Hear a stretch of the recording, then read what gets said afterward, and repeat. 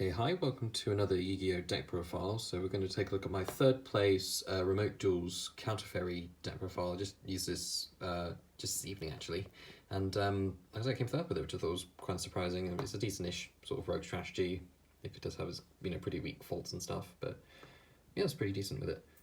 We'll just get straight into it as always. So monster lineup. Main one, 3 Barrow Statue of the Heaven. You basically just summon this against most decks. They can't do much to get summoned and then just attack over it, because it basically just locks both players out of summoning things that aren't light monsters for special summons. It's pretty decent. Definitely important thing to have this at 3, I would say. Equally so, 3 copies of the Guiding Ariadne. So it's a pendulum monster, so its pendulum effect is that you don't have to pay life point or discard costs for counter traps. And then its monster effect if it's destroyed, which includes if it's destroyed in the scales, that you can reveal 3 counter traps from your deck and your opponent chooses for you to add one to your hand, but since you're running pretty much place level the important ones, it doesn't really matter too much, you get your searches from that. The other thing that this deck really is missing is just the effective means of being able to search this effectively without relying on hard draws, but there's only so much with that.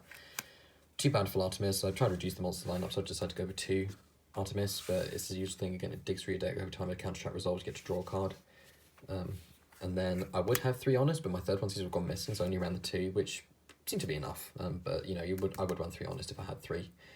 Just helps with, you know, when they attack over the Barrow Statue and stuff, but we have ways of being able to get to your hand more effectively. And that's it for the monsters. For spells, 3 Pop Extravagance. You don't really care too much about your extra deck, and just getting those extra draws is always a good thing. Then combo off with 3 Duality, because it searches rather than draws, is absolutely brilliant. And again, you don't really special summon too much, so this is a handy thing just to dig through your deck for more counter traps.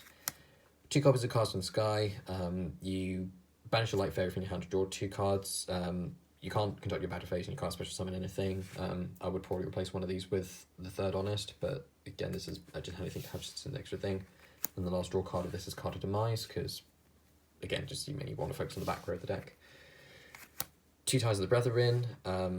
Target a monster on the field, pay level 4 or less, pay 2k, and then special summon monster the same attribute, type, and level. So essentially you want to get Barrow Statue on the field as quickly as possible with that.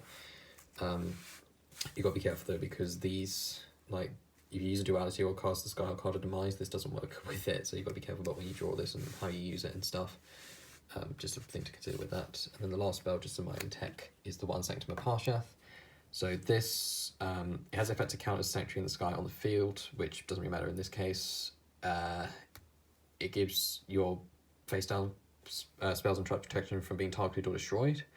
All your light fairies gain a 300 attack and defense boost, and then you get to stack the top of your deck with a choice of 3 cards, which are either light fairies and or counter traps in your graveyard, which is a good means of recycling so you don't deck yourself out.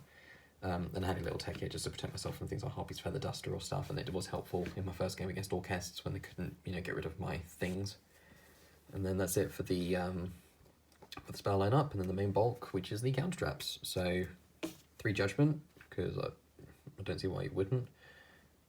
3 Warning, and 3 Strike, because I found this just to be so beneficial, just being able to stop my opponent from trying to do anything. So yeah, I wouldn't run any less than 3 of those. 2 Ultimate Providence, because if you don't have Guiding Ariadne, it is essentially a very tricky draw, because you need to discard a card of the same type of the thing you want to negate, which is very situational.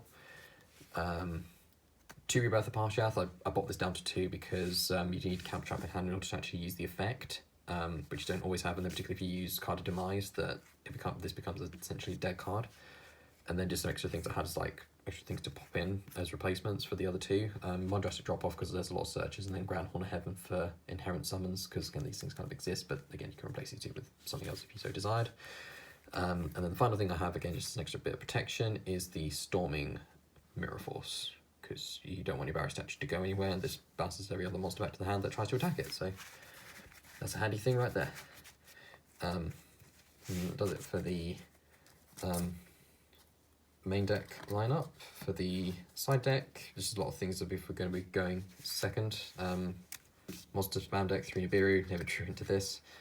Then 3 Meister. I used this against an Eldlich player, and it really made them, it did hinder their plays quite a fair bit. 3 Imperm, got this once against Virtual Worlds, basically did nothing.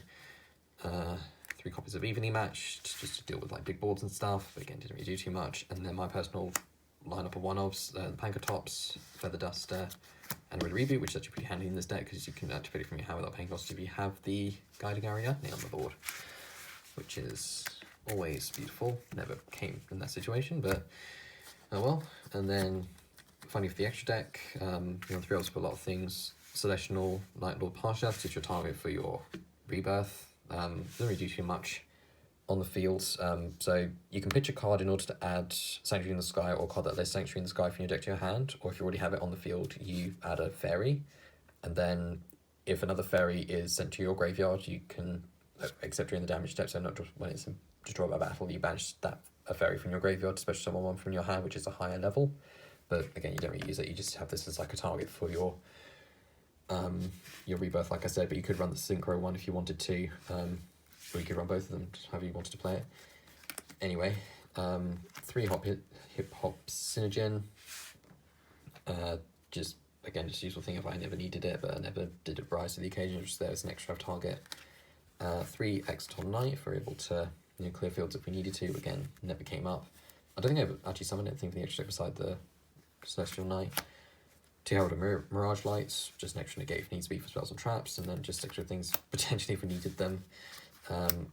Paladynamo, Cowboy, Abyss Dweller, and Tornado Dragon. Again, just I never saw any of these, but they're just handy little things for the extra deck if I never needed them at all.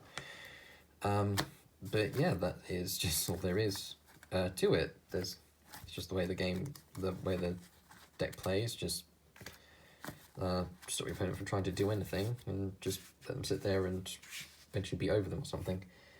But there's not much else to say. That is my counter fairy deck profile. So I hope you guys enjoyed this, and I shall catch you next time for whatever I do next. So see you along, take care.